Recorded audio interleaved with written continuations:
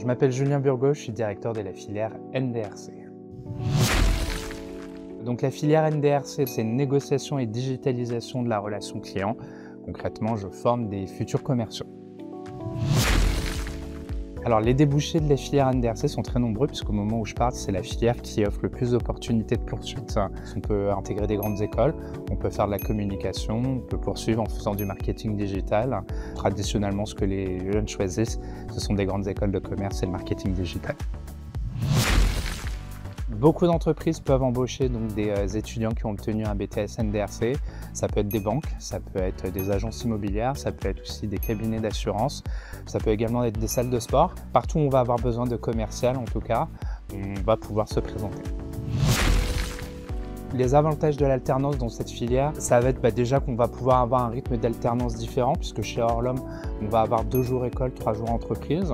On va même tester cette année pour la première fois avec des entreprises partenaires 4 jours entreprise, 1 journée école. L'alternance est particulièrement adaptée pour le NDRC. Ça ne veut pas dire qu'en initial, ça sera moins bien ou pas du tout adapté. En initial, donc ça va être 3 jours à l'école et le reste du temps, on fait ce qu'on veut. Donc que ça soit alternance ou initial, finalement, les deux sont possibles. C'est juste, ça dépendra de ce que l'étudiant souhaite faire au final. C'est pas réellement une anecdote, c'est plutôt un code à transmettre. Pour la petite info, nous, pour tous les BTS blancs, on leur demande de venir en tenue professionnelle. Souvent, ça nous fait marrer parce qu'ils viennent en tenue de mariage. On voit souvent, il y en a qui viennent avec des robes et les gars qui viennent super endimanchés comme s'ils allaient se marier eux-mêmes. Donc ça, c'est plutôt drôle puisqu'ils n'ont pas cette notion encore de la tenue professionnelle telle que nous, on peut le percevoir aujourd'hui. Donc le taux de réussite, cette année on est à 81% et on vise beaucoup mieux pour la prochaine promo.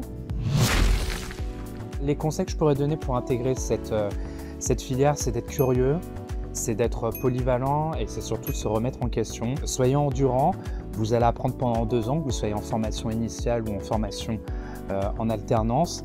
Vous allez apprendre vraiment un métier qui est lié au relationnel. On apprend bien sûr des pratiques, mais vraiment se remettre en question, être curieux, ne pas avoir peur d'échouer, puisque c'est comme ça qu'on devient un bon commercial. C'est la petite gamine qui dit toujours bye. Bye. Bye. Je sais même plus.